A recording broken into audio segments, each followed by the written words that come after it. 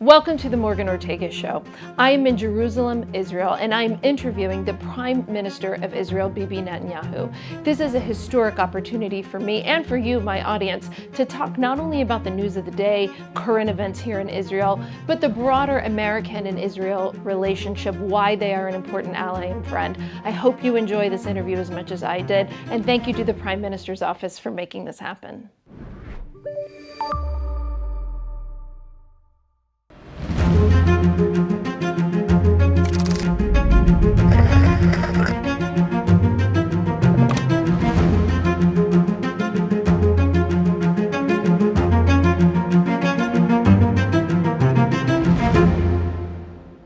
Mr. Prime Minister, welcome to the Morgan Ortagus Show. It is my honor and privilege to interview you today, so thank you. There's so much that I want to discuss about what's happening in Israel right now in the Middle East, but I've got to go immediately to some breaking news in the United States. ICC, which is the International Criminal Court, both sides of Congress have initially said that they're going to sanction the ICC for trying to bring charges against you and potentially other members of your cabinet. The Biden administration has signaled just yesterday that they may not support those sanctions against the ICC. I was in the Trump administration under Secretary Pompeo. We sanctioned the ICC and said we would not stand for this behavior. Can you give me your take, sir? The decision by the ICC rogue prosecutors to issue warrants against the democratically elected leaders of Israel, fighting these terrorist savages of Hamas backed by Iran, I think it's beyond outrageous, because he's not only making a false symmetry between a democracy fighting according to the laws of war against terrorists who know no law and use their own civilians as human shields. He's also leveling false charges. Israel's trying to starve them out. Starve them out? What are you talking about? We're putting 500,000 tons of food and medicine into Gaza, because we're not fighting the civilian population, we're fighting the terrorists embedded in that population. 500,000 tons, the price of food has plummeted. You know something about economics. Markets reflect, they don't lie. So there's plenty of food there. 3,000 calories per person, that's more than almost 1,000 above the standard that is required. They're saying we're drying them out. 7% of Gaza's water before the war was coming from Israel. Now, almost half, 45%, is coming from Israel. Yeah, drying them out, sure.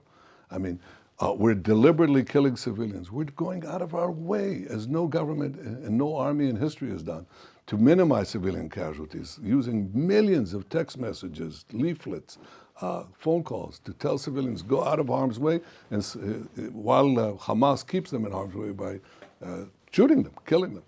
And still, we're doing this. So these charges are completely false. A false symmetry between a democracy and a terrorist tyranny, and false charges that have no bearing whatsoever. In response to this, the United States said that they would, in fact, back those, in a bipartisan way, back the sanctions bill that threatened not only Israel, but threatened America. Because the ICC is basically sanctioning a democracy that is trying to fight terrorists who are basically seeking immunity by committing a double war crime, targeting civilians, hiding behind civilians. You can't let them get away with that, because then every democracy is imperiled. And in fact, America is imperiled, because if Israel's elected officials are sanctions, are issued warrants, and Israel's soldiers are issued warrants, the same thing will happen to your soldiers and to your elected officials. And that's why America traditionally said we don't accept the ICC rulings. We're a sovereign country. We have our own legal system. We have our soldiers. We have our commanders. We have our leaders. We're not going to let some rogue prosecutor in The Hague issue warrants for their arrest. And we're not going to do it for our allies. That was the American position. I thought that it's still the American position, because there was a bipartisan consensus just a few days ago that said that there would be a bill on sanctions on the ICC if they persist in these warrants. Now, you say there's a question mark. And frankly, I'm surprised and disappointed, because I think it's to the detriment not only of Israel's interest, I think it's to the detriment of America's interest, because Israel may be attacked first by the ICC, but you're next. America's really the target. And the terrorists who are attacking us and the mobs who support them in America, they chant death to Israel, death to America. When that is backed by a rogue prosecutor in the ICC, it's in America's interest, for America's security, and for our common values to sanction the ICC. And I hope that that this statement doesn't reflect it. I hope that the bipartisan agreement on this will hold. That's the one thing that I can hope for. Because I think it's not only important for Israel, I think it's important for America, for the free world. I think you're right. We saw the Speaker of the House, Mike Johnson, already come out and condemn, and he seems to make it clear that the House is going to pursue those ICC sanctions. Another thing that was in the news this week, reported by the Wall Street Journal and others, is what's happening at the IAEA. We talk about Iran quite a bit on the Morgan Ortagus Show. I've worked on Iran issues for almost 20 years, and so it's something that I know quite well. But reportedly, the United States has pressured the E3, Britain, Germany, France, not to go after Iran at the IAEA. We know that Iran is the head of the snake. So what is your thoughts about snapback sanctions and the Iran file in general? Look, I think Iran is inching its way to becoming a threshold nuclear power. That's a very great danger for America and for Israel and for the rest of the world. Because if the tyrants of Tehran, these Ayatollahs, have nuclear weapons and the means to deliver them, it's not only Israel that will be held under the gun, every American will be held under the gun. I mean, they'll threaten you with intercontinental ballistic missiles and nuclear-tipped warheads that could threaten every American city. And the last thing you want is these people who chant death to Israel, death to America, to have the weapons to inflict mass death in America. That's why we've worked together, and I've worked personally, to delay as much as possible the Iran nuclear military plan to get atomic bombs. And we delayed them by about a decade, but we didn't stop them. Now there's an opportunity to use what are called snapback sanctions that will damage the Iranian economy. And we've already seen that happen in the previous administration. And I think it's important to do that. For some strange reason, we have a situation which is kind of odd, because the Europeans are not known to outflank America in terms of their strong position, are now saying, let's get snapback sanctions imposed. I hope it's not true that the United States is urging them not to do it. The right thing to do is to pursue snapback sanctions, to put the pressure on Iran, to do everything possible, including a credible military threat, to prevent Iran from acquiring nuclear weapons and the means to deliver them, which will threaten all of us. I want to take a step back from the news of the day and just talk about where the state of Israel is right now. On October 7th, I had landed in the Middle East. I was getting ready to come here with Senator Joni Ernst for a conference on Arab-Israeli peace that we were speaking at. I was here in January, met with you, and I was struck by, of course, how traumatized people were about these terrorist attacks. Now I'm here again at the end of May. I feel the country feels stronger since I was here in January, but obviously this is a 9/11 of epic proportions for Israel. One of the things you said on social media, or you said in a press conference, and I put this on social media, you said a few weeks ago, if Israel has to stand alone, Israel will stand alone. How do you feel Israel is in this fight right now? Do you feel isolated? Well, you know, when 80% of the American people say they support Israel, in this battle, you don't feel isolated. You have the support of really the broad spectrum of American public opinion, but not all. 20% say they support Hamas, which is incredible. A terrorist group. Yeah, well, a terrorist group that chants death to America, but it's more than that. These are the people who celebrated 9/11. And the 20% who support Hamas are the ones who say that bin Laden was right in 9/11. So they're obviously against America. It's important to understand that I think the broad American public understands that the people who are trying to kill us are trying to kill you. The people Absolutely. who hate us hate you. And the reason they hate America is not because of Israel. It's actually the other way around. They hate Israel because they hate America, and they see us as being part of you. And in the deep sense of the word of common values, civilizational values, they're right. So the question is, do we feel isolated? No, we have the broad support of the American people and honest people, decent people throughout the world. Governments are unfortunately susceptible to this small minority that chants on the campuses, burns American flags while they burn Israeli flags, and it's not coincidental. I want to talk to you about that too. I think that there has been an awakening amongst so many people in the United States, especially American Jews.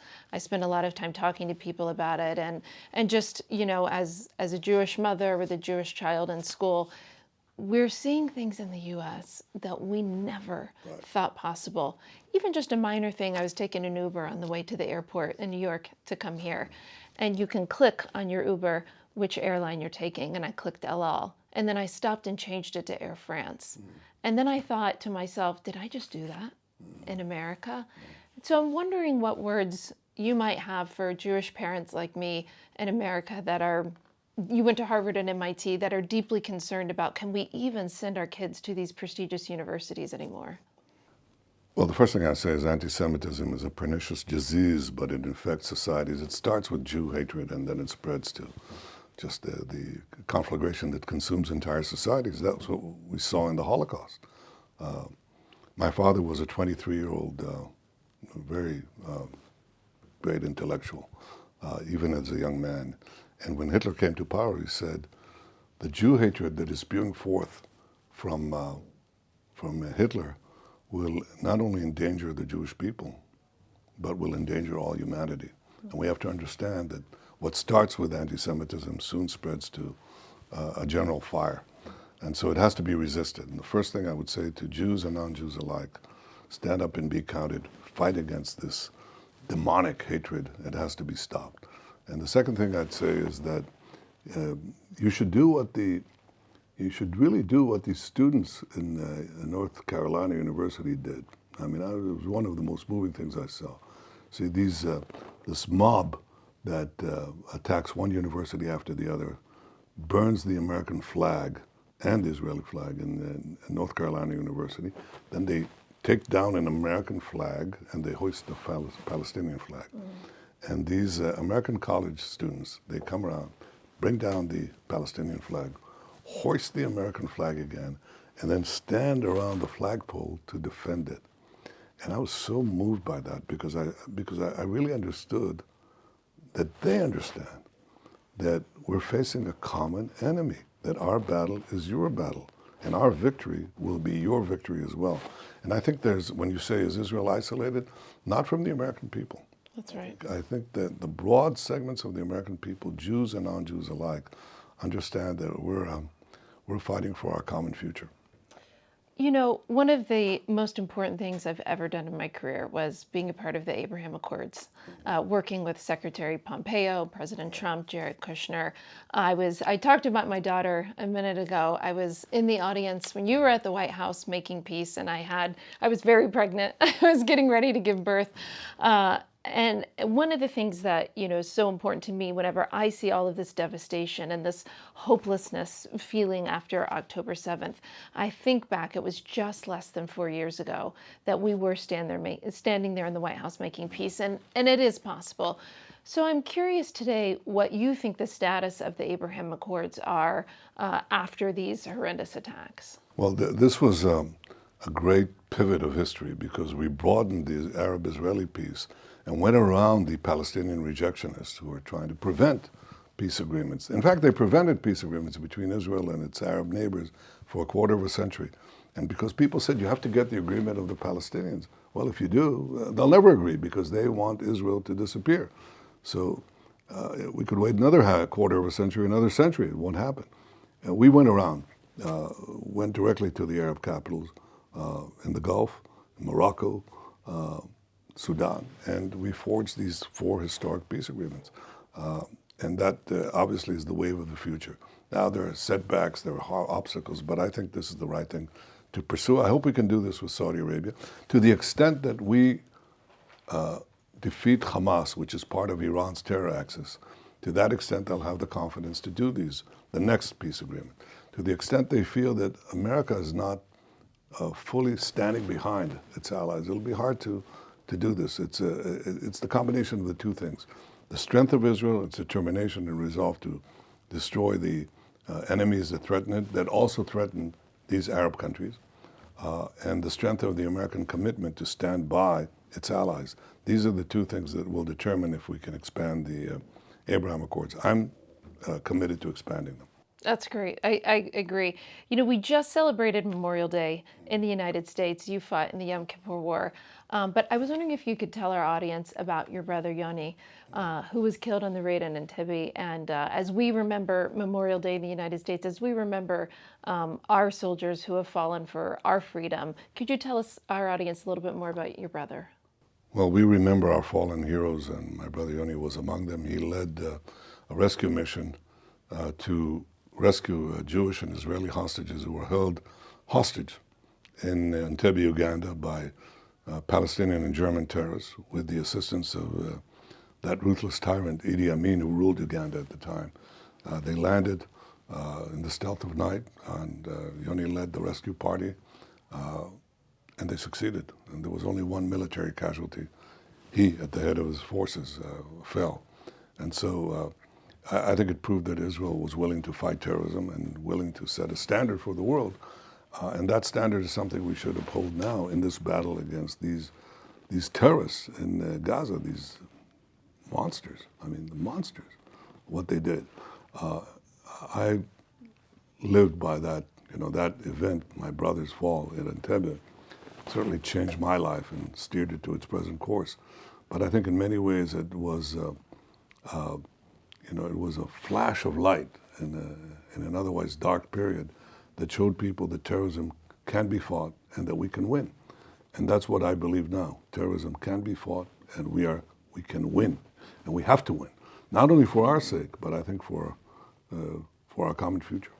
You know, one of the things I talk a lot about on the Morgan Ortagus Show is the importance of the American-Israeli relationship. And in the U.S., especially in Washington, when we have discussions and debates about the supplemental and the aid, the conversation seems to be centered so much on American military aid to Israel. But I think while that's an important part of the conversation, what's incredibly important is America needs Israel as well. And I was just wondering if you could speak to that dynamic in that relationship. Well, there's a visit now by my close friend, Lindsey Graham, Senator Graham, who said, if America needed another Israel, if we had an Israel in Afghanistan, we wouldn't need to spend trillions of dollars because we'd get a bargain basement deal, is the way he talks about it, because Israel, by defending itself, also defends American interests. We prevent the collapse of the Middle East. We're the only ones fighting Iran. We don't ask for American servicemen. I think the American investment in Israel, which is obviously a much, much smaller number, that's over the years, it's proved to be a very, very wise investment with hefty returns. The first return is intelligence, superb, unmatched intelligence, which has saved many American lives over the years, and as we speak, we give it all the time. The second is the development of first-grade weapons, which we do in partnership, which gives America an advantage. The third is that we guard the Middle East. And if it weren't for Israel here, Iran would already have conquered the Middle East. Iran would already have developed nuclear weapons with which they could threaten America. So I think we have no better friend than America. We are grateful for the American assistance that we get. I think it's the best investment that America does for its own security because, again, it doesn't require American lives, American soldiers. And in the case of fighting the Iran axis, I think that I'd paraphrase Churchill. Give us the tools, we'll finish the job. And unfortunately, some of those tools have been held up right now. I hope we can resolve this. Some of those weapons have been held up. And I hope we can come to an understanding. And I repeat what I said, give us the tools, we will finish the job. We'll have a swift victory against Hamas. That'll be a setback for the Iran axis, the Iran terror axis, and it'll be a great victory for Israel and America. That's, I think, what we should be doing.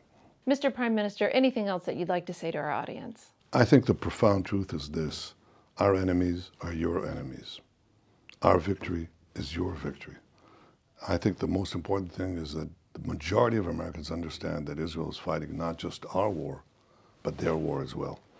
And the most important thing is that we have to win. There is no substitute for victory.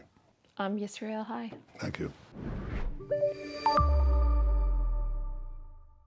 Thank you so much for watching this historic interview with Prime Minister Bibi Netanyahu from the State of Israel. I'm Morgan Ortagus, coming to you from Jerusalem, Israel. We'll be back with many more interviews.